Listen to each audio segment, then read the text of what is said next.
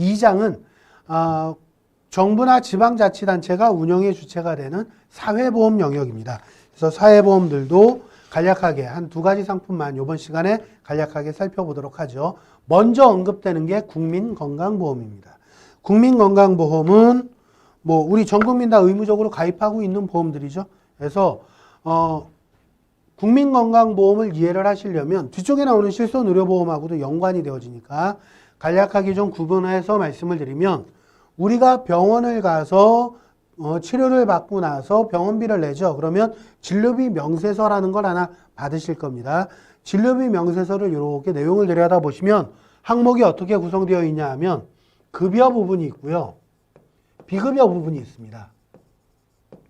이렇게 둘로 구분이 되어져 있고요. 일반적으로 급여는 치료 목적에 부합되는 그러한 데 소요되는 비용을 급여로 분류를 하고 직접적인 관련이 없다라고 보여주면 이게 비급여 항목입니다. 이렇게 1차적으로 분류를 하고 급여가 다시 둘로 나뉘어집니다. 그래서 공단이 부담하는 게 있고 환자 본인이 부담하는 게 있어요. 그래서 1번, 2번, 3번이라고 항목을 구분을 할 때 보통 2번과 3번은 환자가 직접 병원에 납부하는 돈이고요. 1번은 환자가 내지 않습니다. 이 1번은 건강보험공단이 의료기관에 직접 지급하는 거예요. 이게 국민건강보험입니다. 그리고 이 부분을 재원 대상으로 해서 보험금 지급이 이루어지는 게 우리가 알고 있는 실손의료보험이고요.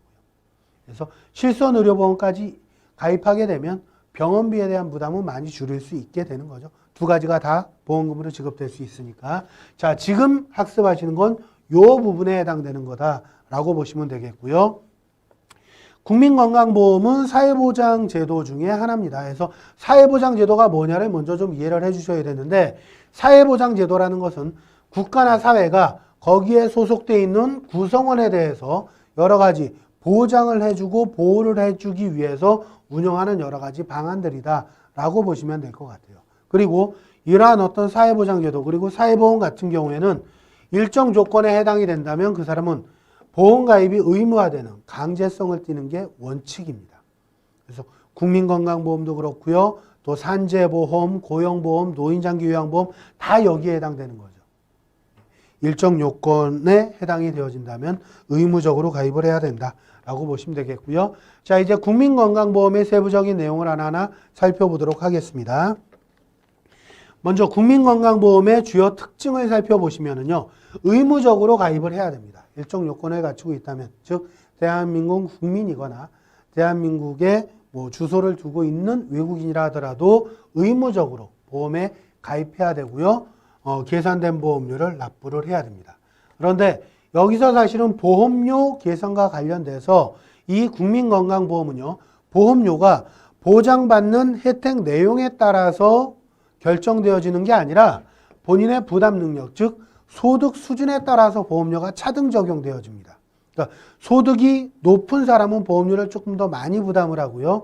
소득이 낮은 사람은 보험료를 적게 부담을 합니다. 그러니까 급여의 일정률로, 직장가입자 같은 경우엔 급여의 일정률로 보험료를 부과하게 되어 있거든요. 그리고 보험료를 많이 내고 적게 내고에 따라서 보통 민영보험은 보험료를 많이 내면 급부 혜택이 좋죠. 보험료가 적으면 그만큼 급부 혜택이 제약을 받는데 이 상품은 그렇지 않습니다. 보험료를 많이 내든 적게 내든 상관없이 혜택 자체가 법에 의해 나와 있는 대로 균등한 혜택을 받는 걸로 되어져 있습니다. 그래서 국민건강보험이 운영되는 법적 근거는 국민건강보험법에 근거해서 운영이 되어지고 있는데 여기에 이제 그 부담 능력에 따라 보험료가 서로 달라지고 그다음 보험료가 다르다 하더라도 동일한 혜택을 받는다라는 부분 때문에 우리가 뭐라고도 표현하느냐? 국민건강보험은 요 자체로 소득 재분배의 기능이 있다라고도 이야기를 합니다.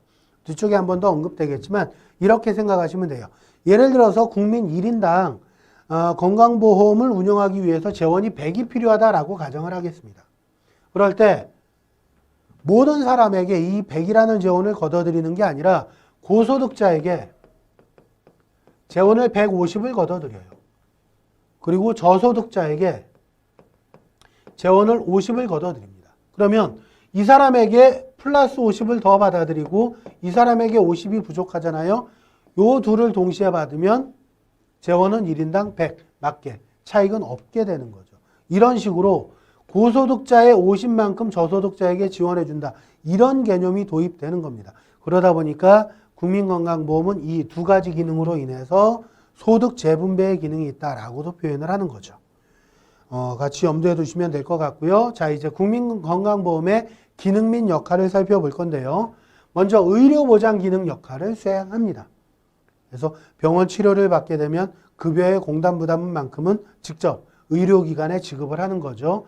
그래서 국민 모두에게 필요한 기본적인 의료 서비스를 일정 수준까지 보장해 줄 목적으로 운영되어지는 보험이다라고 보시면 되겠고요. 그 다음 사회 연대 기능, 소득 재분배 기능 연계해서 이해하시면 될 것 같습니다.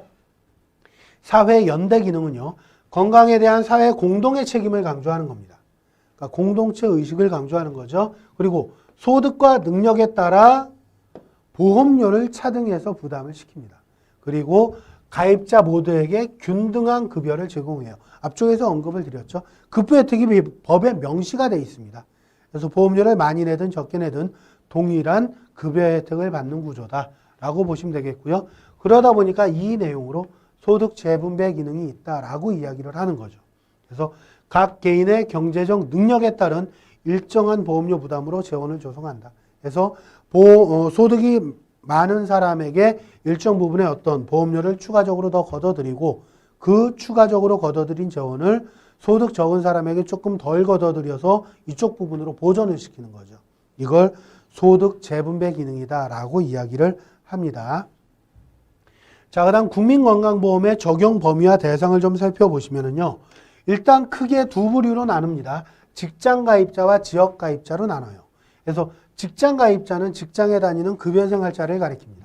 그래서 사업장의 근로자, 사용자, 회사 대표도 다 포함이고요. 그다음 공무원이나 교직원 다 포함이고 이 사람들에 의해서 생계가 유지되고 있는 소득 없는 가족들도 피부양자로 해서 가입 대상에 포함을 시킵니다.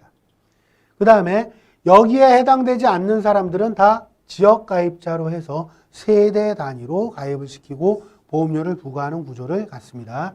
그래서 자, 여기 직장가입자의 피부양자는 누구냐? 직장가입자에 의해 주로 생계가 유지되는 사람이고요. 보수나 소득이 없는 사람입니다.